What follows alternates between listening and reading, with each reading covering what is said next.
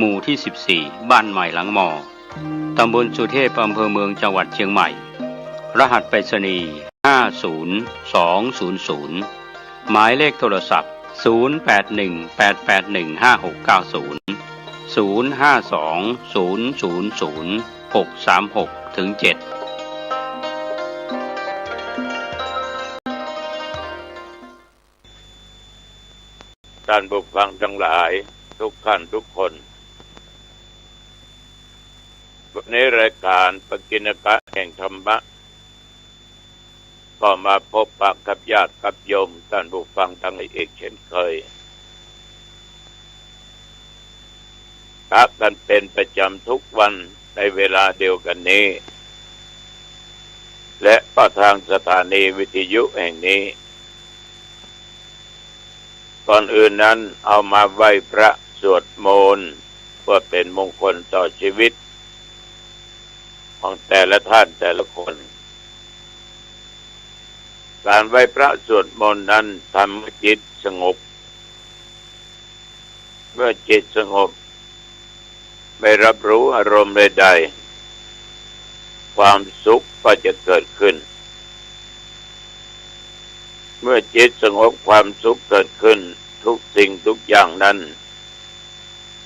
ที่เราตั้งอกตั้งใจก็สมปรารถนาทุกประการเอาละต่อไปไหว้พระสวดมนต์อะระหังสัมมาสัมพุทโธภควาพุทธังภควันตังอภิวาเทมิพระพุทธสวากขาโตภควตาธัมโมธัมมังนัมมัสสามิพระธรรมสุปฏิปันโนภควโตสาวกสังโฆสังฆังนัมมามิพระสงฆ์นะโมตัสสะภะคะวะโตอะระหะโตสัมมาสัมพุทธัสสะนะโมตัสสะภะคะวะโตอะระหะโตสัมมาสัมพุทธัสสะนะโมตัสสะภะคะวะโตอะระหะโตสัมมาสัมพุทธัสสะพุทธังสรณังคัจฉามิธัมมังสรณังคัจฉามิสังฆังสรณังคัจฉามิทุติยัมปิพุทธังสรณังคัจฉามิทุติยัมปิธัมมังสรณังคัจฉามิทุติยัมปิสังฆังสรณังคัจฉามิตติยัมปิพุทธังสรณังคัจฉามิตติยัมปิธัมมังสรณังคัจฉามิตติยัมปิสังฆังสรณังคัจฉามิอิติปิโสภะคะวะอะระหังสัมมาสัมพุทโธวิชชาจารณะสัมปันโนสุขโตโลกวิโทอนุตตโรปุริสัทธัมมสารถิสัทธาเทวมนุษย์สานังพุทโธภควาติยันตุนิมิตตังอวะมังคะลจาโยจะมานะโพสะกุณัสสะสัทโธปะปักขะโอตุสุปินังอะกันตังพุทธานุภาเวนะนาสัมเมนตุ คาโตภะคะวะตาธัมโมสันติติโกอาการลิโกเอกิปัสสิโกโอปานายิโกปัจจัตตังเวทิตัพโพวินยูหิติยันตุเนมิตังอามังคะลัญจาโยจะมานาโพสกุนัสสะสัตโตปะปะคะโอโตสุปินังอากันตังธัมมานุภาเวนะเวนะสัมเมนตุ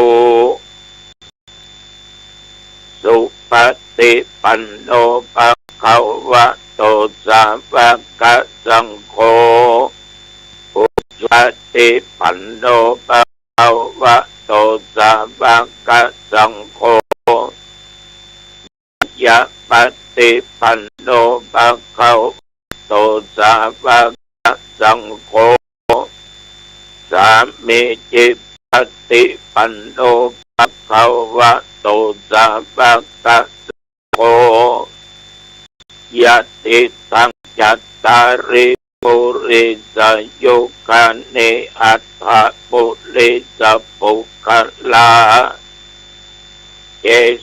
ปังคะวะโตสาวกสังโฆอาหุนายโยอาหุนายโยทักขินายโยอัญชลิกรณิโยอนุตตลังปุญญเกตังโลกัสสาติยันตุนิตังอวะมังคะลัญจาโยจะมะนาโพสกุนัสสะสัตโตปะปะคะโอโตสุปินังอากัตตังสังฆานุภาเวนะเวนะสัมเมนตุสัพพะตัวพุทธรัตนังโอสัตตังสัมมังวะลังอิตังเตปัมมนุสสานังพุทธเตเชนะโสตินะนัสสันตุปัตตวาสัพเพทุกขาบุปัสสะเมนตุเตสักกัตตัวตัมมาระตันนังโอสัตถังอุตตมังวรังปะลิลาโอปัสสะมานังธัมมะเตเชนะโสตินะนัสสันตุปัตตวาสัพเพพญาบุปัสสะเมนตุเตสักกัตตัวสังฆรัตันนังโอสัตถังอุตตมังวรังอาหุนายยังปาหุนายยังสักกัตเตเชนะโสตินานัสสันตุปัตตวาสัพเพโรกาวุปัสสะเมนตุเตนัตถิเมสระนังอัญญังพุทโธเมสรณังวรังเอเตนะสัจจวัชเชนะโหตุเตจยมังคะลังนัตถิเมสรณังอัญญังธัมโมเมสรณังวรังเอเตนะสัจจวัชเชนะโหตุเตจยมังคะลังนัตถิเมสรณังอัญญังสังโฆเมสรณังวรังเอเตนะสัจจวัชเชนะโหตุเตยะมังคะลัง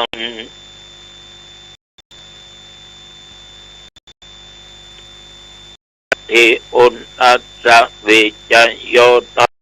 โลเกอนุตตโรสัพพะอิตัตถายะตังตวงกันอาอิเทวะเต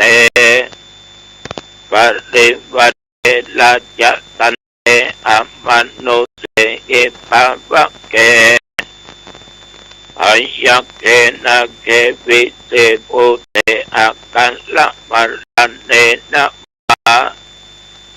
สัพพัสสมามะรันนามุตโตทัพเปตัวกันละมาริตัง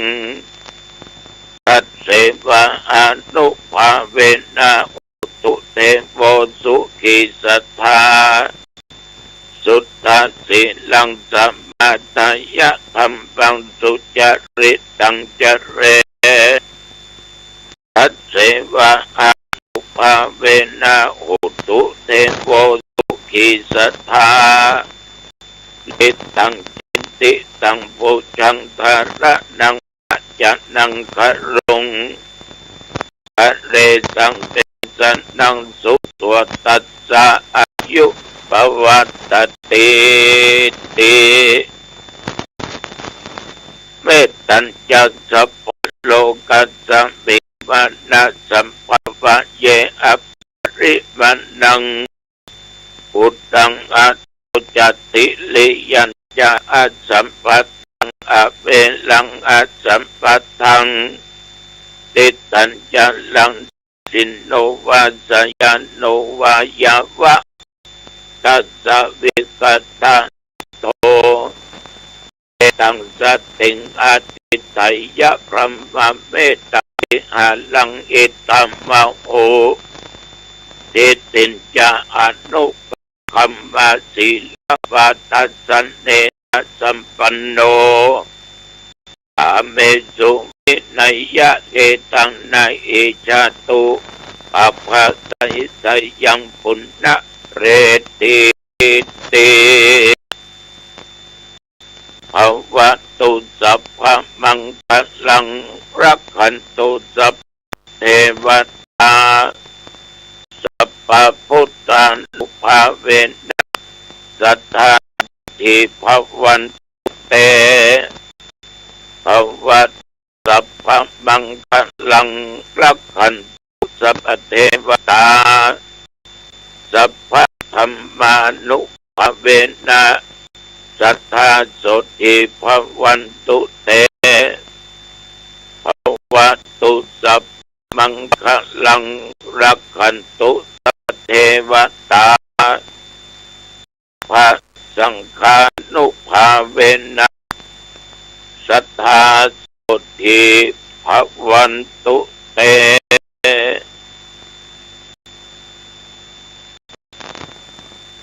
โดยพุทธานุภาพธรรมานุภาพสังฆานุภาพพุทธาทยานมนยาดุลนิมิตตังสักกะอธิอุณวิจัยโยเมตตัญจะอันเป็นมนต์อันศักดิ์สิทธิ์ที่ได้สาธยายมานี้มาปกป้องคุ้มครองรักษายังตนตัวแห่งข้าพเจ้าและญาติโยมหญิงชายท่านผู้ฟังทั้งหลายทุกท่านแม้นว่าได้ตะลงโรคาเปียธิเป็นโรคร้ายโรคนักในสรีระร่างกายนอกกายในกายกินยุกกินยาบ่รักษาบ่หายแล้วขอพุทธานุภาพธรรมานุภาพสังฆานุภาพมนต์คาถาต่างๆอันศักดิ์สิทธิ์นี้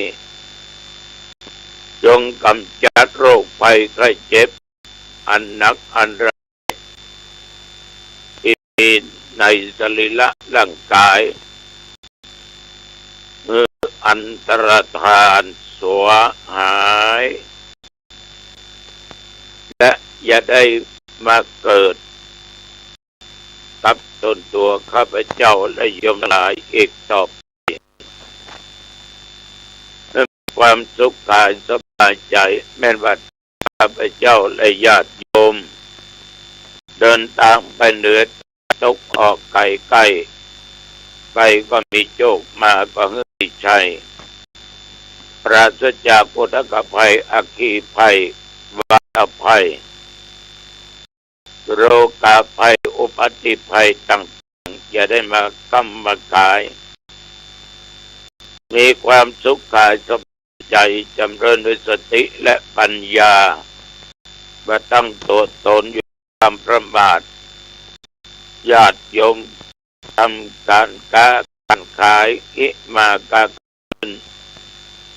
เดินด้วย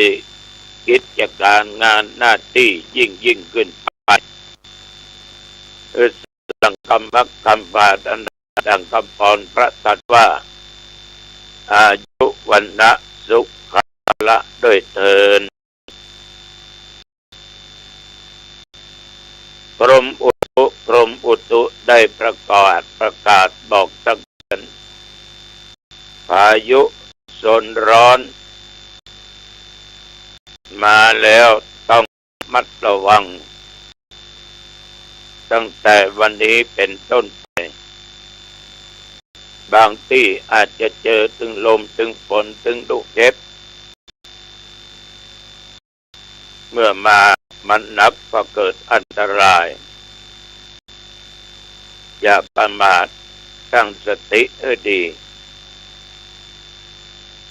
นับตั้งแต่ความปัจจนถึงปัจจุบัน24 ชั่วโมงลงใจผมก็รอดธรรมาก็ได้ด้วยบุญด้วยกุศลเราทั้งหลายต้องมีชีวิตอยู่เพื่อพุทธศาสนา120 ปีเนาะ ตั้งแต่ตะวาจนถึงปัจจุบันเดี๋ยวบริเวณหนองตองใกล้ไม่มีรายงานฝนตกแต่ตกมาประมาณ3 ทุ่มกว่านั้นลมแรงแต่ไม่มีฝนตะวันนี้กินก็ง่ายกินก็ตอนแล้วก็ไปไหนญาติมีโยมมาสะเก้าดำหัวท่านทั้งหลายมาจนถึงปัจจุบันเนี่ยวันนี้เวลาประมาณ8 โมงเมื่อคืนพระพนโยมนอที่วัดหนองบัวหลวงอำเภอแม่แตงจังหวัดเชียงใหม่ในงานกฐินบุญทักษิณานุปทานไปหาอดีตเจ้าอาวาสบัวหลวงอดีตคณะตำบลคืนนี้ปะตุเจ้าหนองตองเวลา8 โมงที่วัดหนองบัวหลวงวันที่1 เดือนพฤษภาคม 2569พบปะที่วัดล่ามช้างตำบลประตูป่าอำเภอเมืองจังหวัดอุบลเวลา 20 นาฬิกาหรือ8 โมงคืนในงานกฐินบุญทักษิณานุปทานไปหาอดีตท่านเจ้าอาวาสที่ได้จากไปพระคันเนอร์ยมเนอร์ญาติโยมท่านพุทธศาสนิกชนท่านผู้ฟังหลายกายเวทนาจิตธรรมเป็นสิ่งที่สำคัญอย่างยิ่งที่พวกเราพึงพิจารณาตลอดเวลาโดยมีสติกำหนดการที่เรามีสติกำหนดในเรื่องของธรรมจะเกิดขึ้นกุศลทำฝ่ายดีและอกุศลทำฝ่ายชั่วธรรมเหล่านี้มันจะเกิดขึ้นกับด้านจิตใจของคนเราไม่ว่าโยมและอาตมาภาพชั่วดีนั้นเกิดจากอารมณ์ถ้าอารมณ์ไปในทางที่ดีมันก็เป็นสุขถ้าอารมณ์ไปในทางที่ชั่วมันก็เป็นทุกข์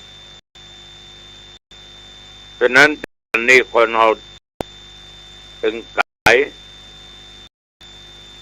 ทุกตึงใจเกิดความทุกข์เพราะเวทนาเป็นต้นเหตุฉะนั้นญาติโยมจึงพิจารณากับสติปัฏฐานสี่กายเวทนาจิตธรรมกายานุปัสสนาเวทนานุปัสสนาจิตนุปัสสนาธรรมานุปัสสนาสติมาปัญญาเกิดสติเตลิดมักจะเกิดปัญญาถึงวันนี้ลงตัวเก่าหรอกกูรูปรอกูนี่งามกูนี่ดีผิวพรรณวรรณะกูดีคนหลงในกายเนี่ยญาติโยมมักจะเป็นคนที่มีอารมณ์ถ้าภายมาคัดอย่างมางามไปงามบอด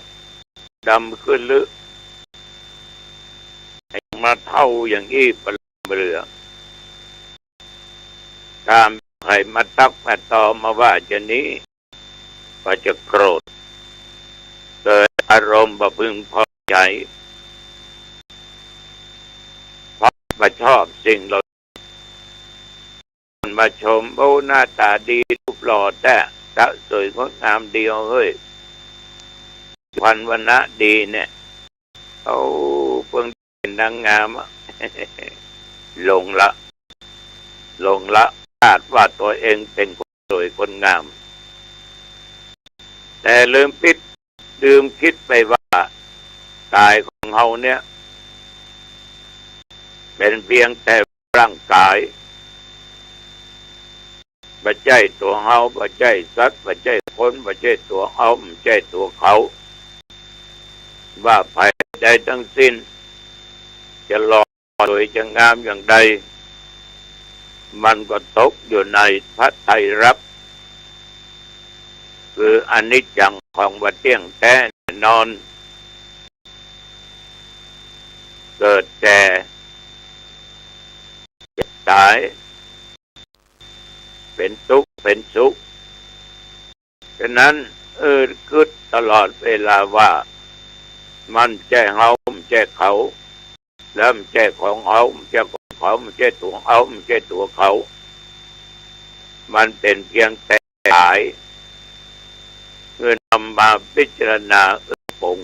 ใจปรงทุกข์เพราะนั้นบวชสามเณรก็ได้สอนกรรมฐานในเบื้องต้นเสสะโลมานะขาอันตาตะโจก็ได้อู้ถึงเรื่องการพิจารณาสิ่งที่เกิดขึ้นในร่างกายผมขนเล็บฟันหนังเนื้อว่าห้าอย่างเนี้ยมองเป็นของที่สวยงามเป็นของที่น่ารังเกียจขยะแขยงปะเที่ยงแท้แน่มันนอนมีเกิดในเบื้องต้นแปรปรวนในท่ามกลางแล้วแตกสายดับไปในที่สุดพิจารณากายานุปัสสนาเหมือนพระเจ้าหลวงตองกับญาติโยมเนี่ยเอาลองดูเก่าถึงหูถ้าอยากจะหูจริงๆก็ไปส่องพอที่หน้ากระจกนะเอากูอย่างนี้ย่ำเหมือนตะก้อนนะทุกอย่างจะมีการเปลี่ยนแปลงหมดบอกว่ารูปร่างบอกว่าหน้าตาสรีระร่างกายเนื้อหนังมังสังตาหูมันก็เปลี่ยนแปลงไปเพราะมันเป็นอนิจจตาเป็นของมันเป็นของมันคงมันไม่ใช่ตนเป็นสิ่งที่เราห้ามมันบ่ได้ตาหูสว่างสวัยเนอหูได้ยินทีเนอ เนื้อหนังกูก็ตึงเนอผมยังหัวกูจะได้งอกจะได้ขาวเนอมันจะฟังมันฟังเราเพราะมันใจของเขาเดี๋ยวมันจะย้อนแล้วมันขาวอ่ะเหี่ยวขย่นอ่ะฉะนั้นสิ่งทุกอย่างเนี่ยอย่าเล่นในอารมณ์เมื่อเอาลงแล้วญาติโยมมันจะประมาทเกิดความลงตัวขึ้นว่าพูดตายง่ายเตือนถึงเอายาดิฐานก็120 ปีเด้อแต่ก็คือผมปล่อยใจว่าทุกอย่างมันเกิดทุกเวลาปากว่าจะนั้นแต่ความเป็นจริงมันเป็นไปได้เป็นไปไม่ได้ในเรื่องของสังขารฉะนั้นพิจารณาถึงกายานุปัสสนากายนี้สักเป็นเพียงแต่ว่ากายไม่ใช่สัตว์ไม่ใช่ตัวตนไม่ใช่เฮาไม่ใช่เขาพิจารณาอยู่อย่างนี้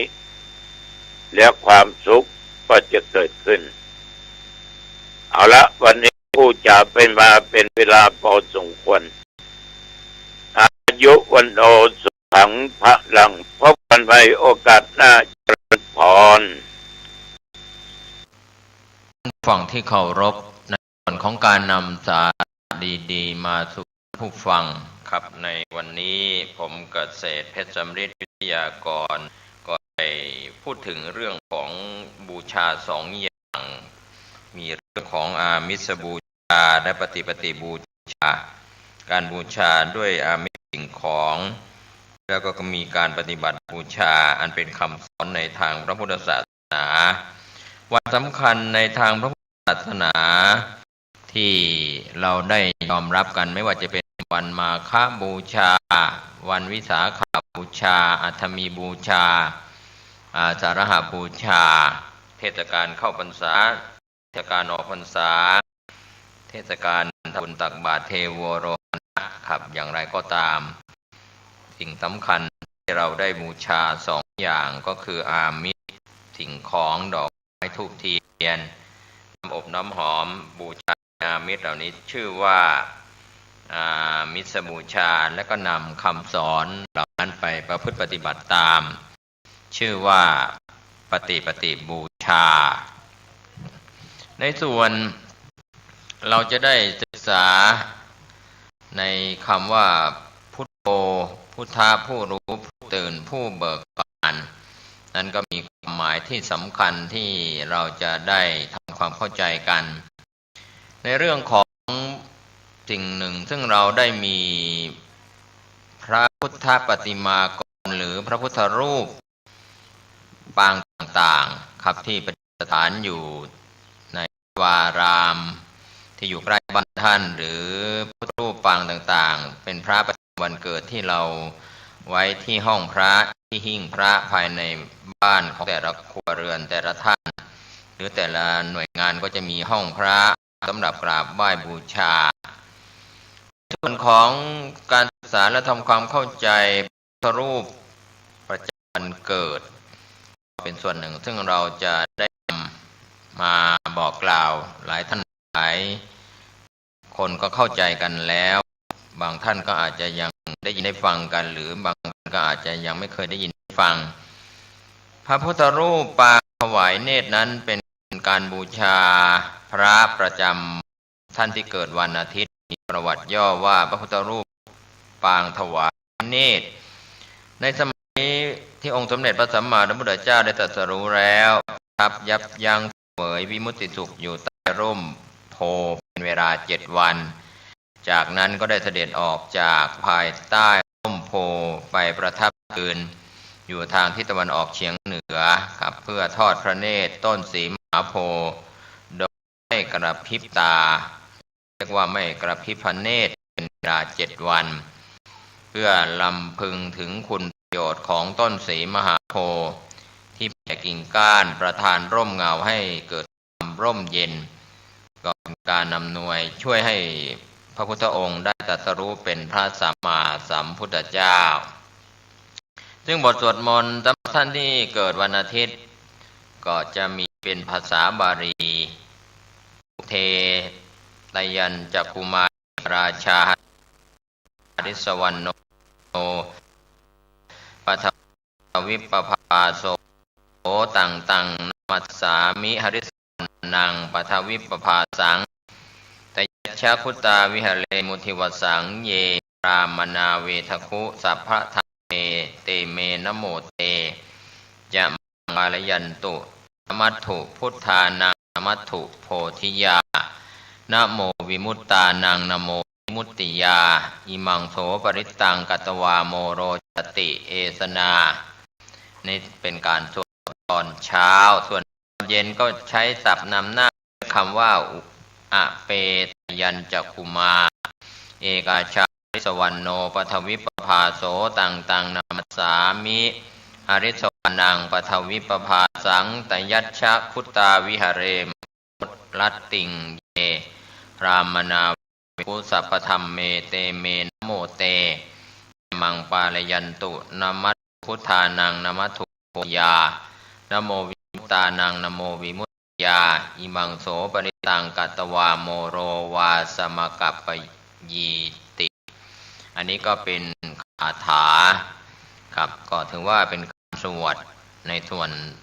ประจำวันของที่วันอาทิตย์ครับก็สิ่งหนึ่งซึ่งเราได้ใช้เป็นบทพุทธคุณก็ด้วยอิติปิโสภควาอรหังสัมมาสัมพุทโธวิชชาจารณสัมปันโนสุขโตโลกวิทูอนุตตโรปริตถาสารถิตถาเทวมนุษสานังพุทโธภควติอันนี้ก็น้อมรำลึกนึกถึงพุทธคุณขององค์สมเด็จพระสัมมาสัมพุทธเจ้าก็ถือว่าพระพุทธรูปประจำวันเกิดในส่วนของคนที่เกิดวันอาทิตย์เป็นพระพุทธรูปปางถวายเนตรพระพุทธรูปห้ามญาติครับท่านผู้ฟังก็น่าจะได้ศึกษาและทำความเข้าใจสำหรับเป็นพระบูชาท่านที่เกิดวันจันทร์ก็มีประวัติโดยย่อๆว่าพระพุทธรูปปางห้ามญาติหรือเรียกชื่อว่าปางห้ามสมุทรก็ในสมัยพุทธกาลครั้งหนึ่งพระญาติฝ่ายพระพุทธบิดาและพระญาติฝ่ายพระพุทธมารดาก็เกิดข้อพิพาทกันก็มีเรื่องของการแข่งแย่งทดน้ำเข้านาจนลุกลามโตถึงขั้นกษัตริย์นครกิลพัสซึ่งเป็นพระญาติฝ่ายพระพุทธบิดาและกษัตริย์นครเทวทหะซึ่งเป็นพระญาติฝ่ายพุทธมารดาก็ได้กรีธาทัพมาประชิดกันที่ริมฝั่งแม่น้ำโรฮินีเพื่อจะทำสงครามกันครั้นเมื่อพระพุทธองค์ทรงทราบก็เสด็จไปห้ามและได้แสดงโทษของสงครามให้ญาติทั้งสองฝ่ายฟังโดยกษัตริย์ทั้งสองฝ่ายก็ยกทัพกลับก็เป็นบทสวดมนต์สำหรับท่านที่มีวันเกิดเป็นคล้ายวันเกิดเป็นวันจันทร์ก็มีสวดมนต์หรือสวดมนต์ยันทุนนิมิตตังอวมังคลันจะยามนาโปสักุณัสสัทโธปาปะกะโหทุสุปินังการตังพุทธานุภาเวนะวินาสเมนโตก็จะเป็น3ท่อนด้วยธรรมานุภาเวนะวินาสเมนโตแล้วก็สังขานุภาเวนะวินาสเมนโตครับด้วยอำนาจพระพุทธคุณอำนาจพระธรรมคุณอำนาจของสังฆคุณก็เป็นบทยันทุนนะครับท่านผู้ฟังท่านใดที่สวดบทยันทุนก็สามารถสวดทั้งห้องพระพุทธคุณธรรมคุณสังฆคุณก็เป็นยันทุนนิมิตสิ่งที่ไม่เป็นคนทั้งหลายครับก็จะได้มาลายหายไปก็ในส่วนเรื่องของคาถาที่เจริญต่อท้ายบทสวดของผู้ที่เกิดวันจันทร์นั้นก็เจริญด้วยพุทธคุณว่าอิติปิโสภควาเหล่านี้เป็นต้นครับถือว่าเป็นส่วนหนึ่งซึ่งเราก็ทำความเข้าใจเรื่องของรูปปางห้ามญาติก็มีความหมายสำหรับท่านที่เกิดวันในส่วนของพระพุทธรูปปางไสยญาติก็เรียกว่าปางพระนอนก็เป็นการบูชาพระป ประจำวันเกิดของคนที่เกิดวันอังคารก็มีประวัติโดยย่อๆว่าสมัยพุทธกาลพระพุทธองค์ประทับอยู่ที่วัดเชตวันในนครสาวัตถีครั้งนั้นก็มีอสุรินทราหูจอมสูรซึ่งสำคัญตนว่ามีร่างใหญ่โตกว่าพระพุทธเจ้าได้เข้าเฝ้าพระพุทธองค์แต่ไม่ยอมแสดงความเคารพอ่อนน้อมพระพุทธองค์ทรงหวังจะลดทิฏฐิของจอมอสูรจึงทรงเนรมิตพระวรกายให้ใหญ่โตกว่าจอมอสูรในท่าประทับนอนแล้วก็แสดงธรรมโปรดจนในที่สุดจอมอสูรจึงได้ลดทิฏฐิยอมอ่อนน้อมเคารพต่อพระพุทธองค์อันนี้ก็เป็นการโปรดอสูรขององค์สมเด็จพระสัมมาสัมพุทธเจ้าเป็นมูลเหตุของคนที่เป็นพระบูชาพระพุทธบูชาเป็นพุทธรูปปางสายญาติคนที่เกิดวันอังคารก็มีสวดมนต์ว่ายัสสานระเนนาปิอันตลิเขปิปานิโนปฏิทามะทิคัตสันติภูมิยังวิยสัพพทาสัพภูปัตถวะชารัมหายัคขะโจราทิสัมภวาคณานะจะมุนังปริตันตนามาเหอันนี้ก็เป็นการสวดคาถาของผู้ที่เกิดวันอังคารไปทางพระพุทธรูปปางอุ้มบาตรก็ถือว่าเป็นพระพุทธรูปของท่านที่เกิดวันพุธกลางวันก็มีประวัติย่อในสมัยพุทธกาลเรื่องของพระพุทธรูปปางอุ้มบาตรนั้นมีประวัติว่าครั้งหนึ่งหลังจากพระพุทธองค์ได้แสดงพระธรรมเทศนาเรื่องเวสสันดรชาดกโปรดพุทธบิดาแล้วก็หมู่พระญาติทั้งหลายพระพุทธบิดาและพระปรยุรญาติต่างก็มีความปิติแช่มชื่นโสมนัสยิ่งนักจนลืมกราบทูลอาราธนาพระพุทธองค์มารับภัตตาหารในพระราชวัง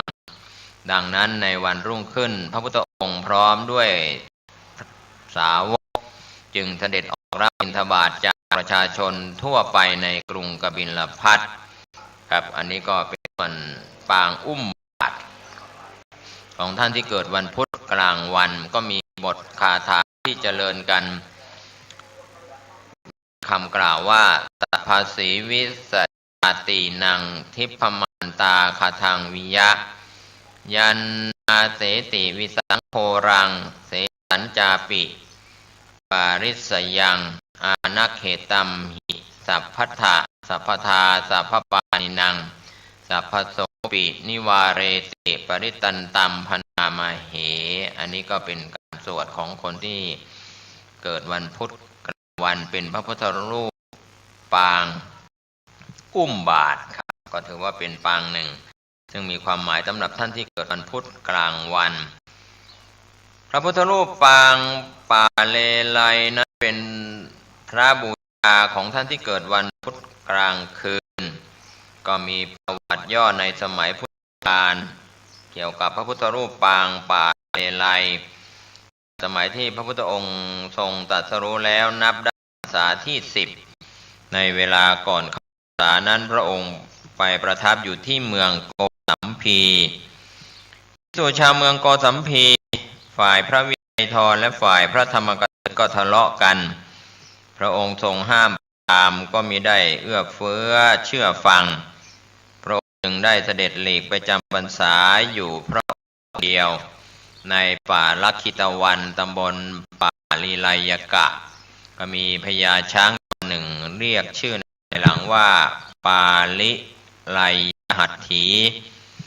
มีการทำวัดปฏิบัติพระพุทธองค์ตลอดพรรษาในพรรษานั้นก็มีลิงตัวหนึ่งนำรวงผึ้งที่ไม่มีตัวหนอนเข้าไปถวายพระพุทธองค์ฉะนั้นพระพุทธรูปปางป่าเลไลจึงมีรูปช้างรูปลิงอยู่ด้วยครับก็มีสวดมนต์สำหรับท่านที่เกิดวันพุธกลางคืนเป็นคาถาว่ากินนุสันตะประมาโนวะสุริยังปมุญจสิสังวิคารูโปอาคัม มะกินนุพีโตวะติถะสีติสัตถาเมภพเลมุทธาชีวโตนะสุขังละเอพุทธคาถาภิคีตมหิโนเจมุญใจยะติครับก็เป็นคาถาของท่านที่ในวันพุธกลางคืนเรียกว่าเป็นปางป่าเลไลยกะก็มีทั้งช้างและลิงเป็นส่วนของพระพุทธรูปปางป่าเลไล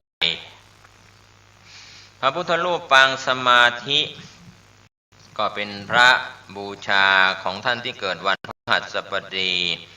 เรียกว่าพระพุทธรูปปางสมาธินั้นก็มีประวัติในสมัยพุทธกาลภายหลังจากที่พระมหาบุรุษได้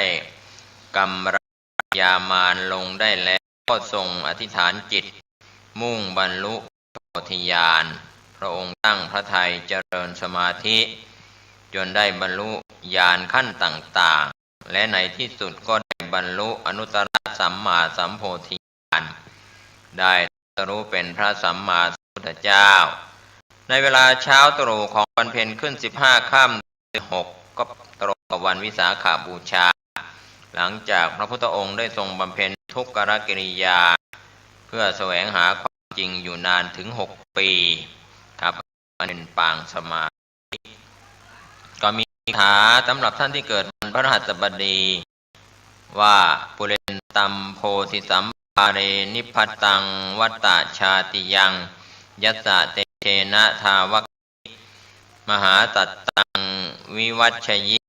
เถระสะสารีปุตตสะโลกนาเถนะภาสิตกับถายิมหาเตชังปริตัมพนามเหอันนี้ก็เป็นคาถาที่คนที่เกิดวันพฤหัสบดีได้เจริญได้ภาวนาเป็นส่วนของอามิสบูชาและก็ปฏิบูชาพระพุทธรูปปางลำพึงครับเป็นพระพุทธรูปของคนที่เกิดวันพุธมีประวัติพระพุทธรูปปางรำพึงในสมัยพุทธกาลนั้นหลังจากที่ได้ตรัสรู้ได้ไม่นานพระพุทธเจ้าซึ่งประทับอยู่ใต้ต้นไทรอาชาปาราโพธิ์ทรงลำพึงถึงพระธรรมที่ได้ตรัสรู้นั้นเป็นธรรมที่ละเอียดลึกซึ้งคัมภีรภาพแก่การเข้าใจจึงทรงรู้สึกอ่อนพระทัยในการที่จะนำออกแสดงโปรดสัตว์ครั้นแล้วพระพุทธองค์ได้พิจารณาเห็นว่าสรรพสัตว์มีภูมิต่างกันเปรียบเหมือนดอกบัว4 เหล่าจึงทรงพระดำริที่จะแสดงธรรมตามขั้นต่างๆแห่งปัญญาของสรรพสัตว์นั้นๆอันนี้ก็เป็นส่วนที่เกี่ยวข้องกับพระพุทธรูปปางรำพึงคนเกิดวันศุกร์ก็มีคาถาที่ได้สวดมนต์กันเป็นประจำว่าอัปปสันเนหินาทัสสะสาสเนสาธุสัมมเตอนุเสหิจันเดหิสัทธาพิสการิพิปริสานันจะตัดสันนะมหิงสายะจักขุติยายันเทเสสิมหาวีโรปริตันตัมพนามเหครับอันนี้ก็เป็นของคนที่เกิดวันศุกร์ปางรำพึงส่วนพระพุทธรูปปางนาคปรกนั้นเป็นพระพุทธรูปของคนที่เกิดวันเสาร์ก็มีประวัติโดยย่อในสมัยพุทธกาลครั้งเมื่อพระพุทธองค์ประทับที่เสวยมุติสุขอยู่ใต้ต้นมุจรินต้นจิกบังเอิญในช่วงนั้นก็มีฝนตกหนักตลอดวันพญานาคมุจรินมีความกรุณาในพระพุทธองค์ก็กลัวพระองค์จะได้ความลำบากเพราะถูกฝนจึงได้เข้าไปนมัสการพระพุทธองค์แล้วเลื้อยทำขนดล้อมพระวรกายพระพุทธองค์7 ชั้นแล้วแผ่พังพานอกไว้ในเบื้องบนเหมือนกั้นฉัตรด้วยประสงค์จะกำบังลมฝนให้ต้องพระวรกายพุทธองค์ก็เป็นบทสวดมนต์วันเสาร์มีความหมายเรียกว่าพระคาถาคลอดง่ายของคนที่เกิดวันเสาร์ยะโตหังภคินิยายะชาติยาชาโตนาพิชานามิสันจิจา ปานังชีวิตาโวโรเปตาเตนะสัจเจนะโสทิเตโหตุโสทิคัสสะอันนี้ก็เป็นคาถาที่เป็นพระพุทธรูปในส่วนปางนาคปรกแล้วก็เป็นคาถาของคนที่เกิดวันเสาร์อันนี้ก็เป็นส่วนหนึ่งซึ่งเราได้นำมาบอกกล่าวเล่าต่อท่านฟังครับในปางพระพุทธรูป7 วันครับในส่วนของวันพุธนั้น2คือปางวันพุธกลางวันปางอุมบัติวันพุธกลางคืนปางปาริไลยกะนั้นก็จะมีอย่างละปางครับอย่างไรตามก็เป็นพิเศษเฉพาะวันพุธกลางวันและกลางคืนเท่านั้นที่มี2ปางวันอื่นๆก็มีเพียงปางเดียวก็เป็นข้อสารและก็บทคาถาต่างๆหลายท่านอาจจะเจริญภาวนาประจำวันเกิดของตนของท่านได้สิ่งหนึ่งซึ่งเราได้รับการศึกษาบรรยายว่าพระพุทธเจ้าได้สร้างบารมีสำเร็จเป็นพระสัมมาสัมพุทธเจ้ามีทั้งปัญญาธิกะผู้ยิ่งด้วยปัญญาศรัทธาธิกะผู้ยิ่งด้วยศรัทธาวิริยาธิกะผู้ยิ่งด้วยวิริยะแล้วสิ่งหนึ่งในส่วนของพุทธะซึ่งศึกษากันสัมมาสัมพุทธะนั้นหมายถึงพระสัมมาสัมพุทธเจ้าปัจเจกพุทธะหมายถึงพระปัจเจกพุทธเจ้าซึ่งในอิสิคิริสูตรนั้นเป็นบทนมัสการพระปัจเจกพุทธเจ้าเราได้ศึกษาและทำความเข้าใจเป็นพระสูตรหนึ่งพระพุทธเจ้าได้ตรัสแสดงไว้ด้วยพระองค์เองชื่อว่าอิสิคิริสูตรก็เป็นการกล่าวนามของพระปัจเจกพุทธเจ้ามากมายหลายองค์พร้อมกับคำกล่าวนมัสการพระปัจเจกพุทธเจ้าเหล่านั้นด้วยดังนั้นอิสิคิริสูตรก็คือสูตรที่มาสวดเพื่อเป็นการแสดงความเคารพต่อพระปัจเจกพุทธเจ้าทั้งหลายพระปัจเจกพุทธเจ้าหมายถึงพระพุทธเจ้าที่ตรัสรู้ด้วยองค์ท่านเองโดยมิต้องใครสั่งสอนแต่ว่าท่านไม่ได้สั่งสอนใครให้บรรลุมรรคผลนิพพานตามท่านได้ฉะนั้นพระปัจเจกพุทธเจ้าจึงเป็นพระพุทธเจ้าที่ไม่มีพระสงฆ์พระปัจเจกพุทธเจ้าสามารถบังเกิดพร้อมกันหลายองค์ได้แต่พระสัมมาสัมพุทธเจ้าบังเกิดบัดขึ้นในโลกครั้งละ1 พระองค์เท่านั้นพระสัมมาสัมพุทธเจ้าจะสอนให้ผู้อื่นบรรลุมรรคผลนิพพานด้วยฉะนั้นจึงมีพระสงฆ์เกิดตามพระสัมมาสัมพุทธเจ้าด้วยพระสัมมาสัมพุทธเจ้าตรัสสรรเสริญการนมัสการพระปัจเจกพุทธเจ้าว่ามีผลมากอานิสงส์มากฉะนั้นบรรดาพี่น้องชาวพุทธผู้มีศรัทธาจึงนิยมนำเอาอิสิคิริสูตรสวดเพื่อนมัสการพระปัจเจกพุทธเจ้าตั้งแต่สมัยอดีตโบราณกาลมาจนถึงปัจจุบันก็มีใจความยาวครับเป็นภาษาบาลีครับในวันนี้ผมคงจะไม่ได้นำเรื่องของภาษาบาลีเป็นอิสิคิริสูตรแต่จะการนำคำแปลมาให้ท่านผู้ฟัง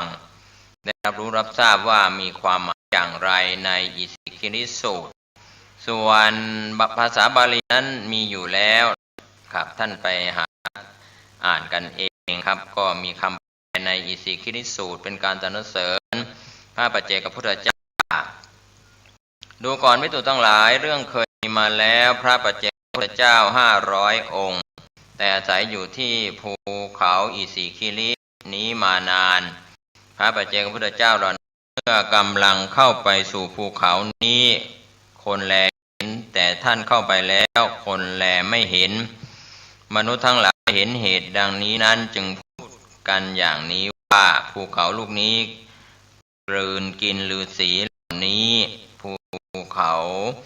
ลูกนี้กลืนฤาษีเหล่านี้จึงชื่อ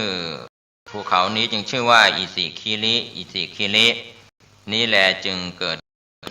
ดูก่อนภิกษุทั้งหลายเราจะบอกจะระบุจะแสดงชื่อของพระปัจเจกพุทธเจ้าทั้งหลายพวกเธอจงพึงจงใส่ใจให้ดีเราจะกล่าวต่อไปภิกษุนั้นก็ทูลรับพระผู้มีพระภาคเจ้าว่าชอบแล้วพระเจ้าข้า พระนามพระปัจเจกพุทธเจ้าพระผู้มีพระภาคเจ้าจึงตรัสดังนี้ว่าดูก่อนภิกษุทั้งหลายพระปัจเจกพุทธเจ้าชื่อว่าอริ t ะชื่ออุปริ t ถะชื่อตะครสิกขีชื่อยสัสสีชื่อสุทัสนะชื่อปิยทัสสีชื่อคันธาระชื่อปินโดระชื่ออุปาภะชื่อนิถาชื่อตัทธะชื่อสุตวาชื่อว่าภาวิตัตตะ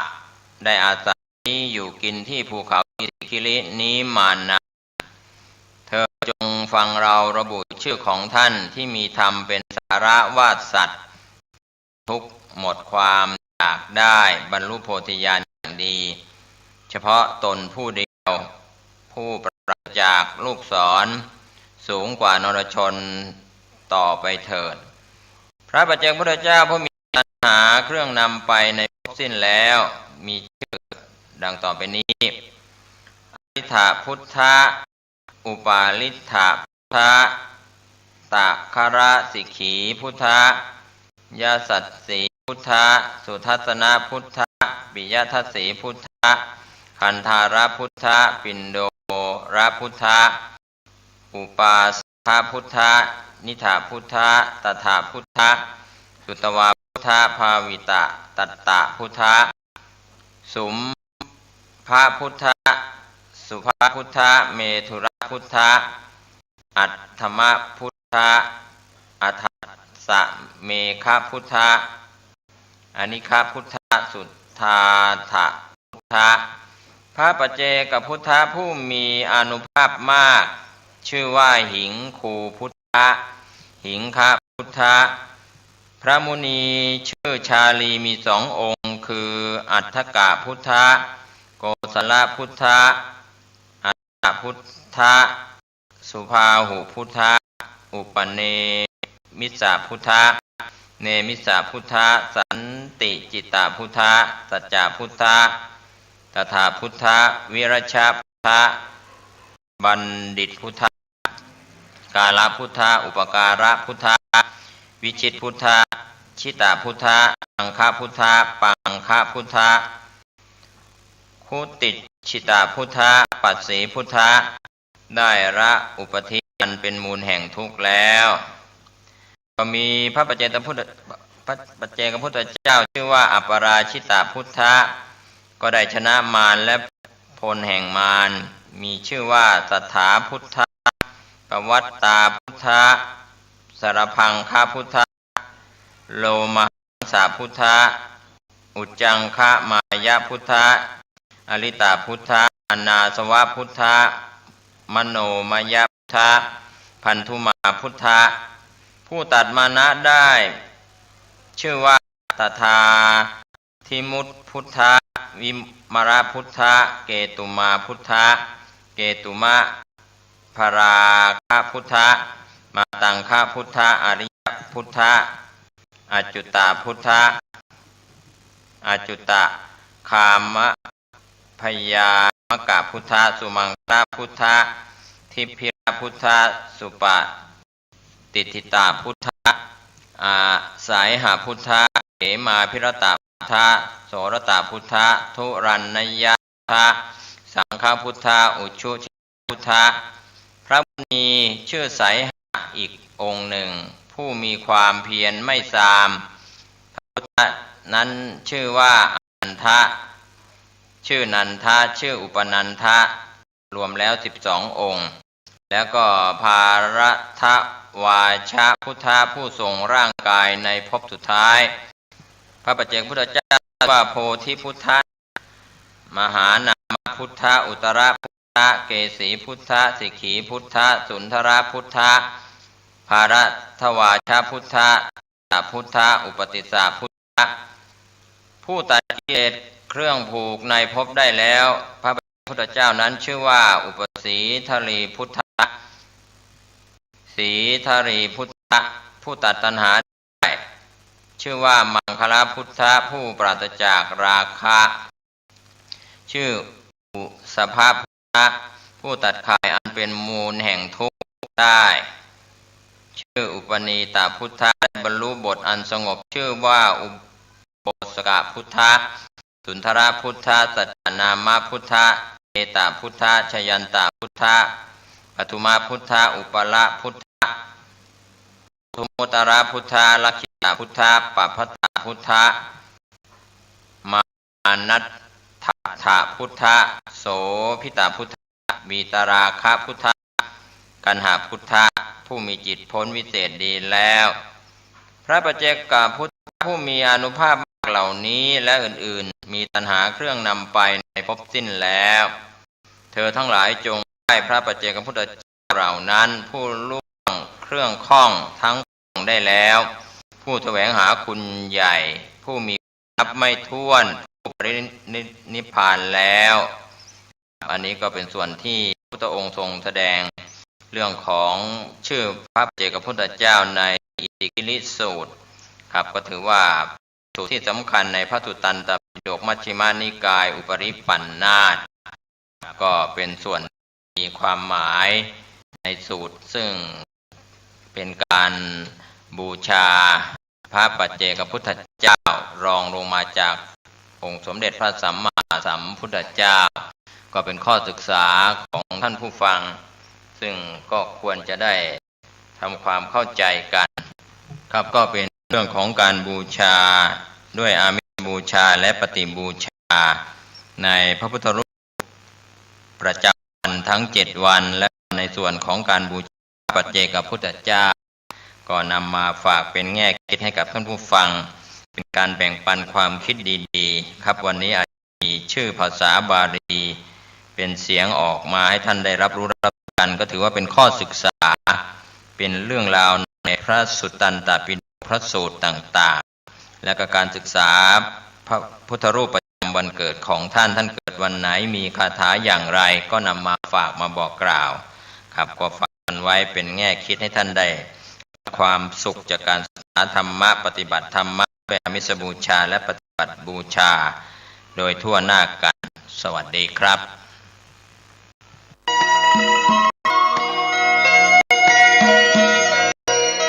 สารการประชาสัมพันธ์โครงการปรับภูมิทัศน์และพัฒนา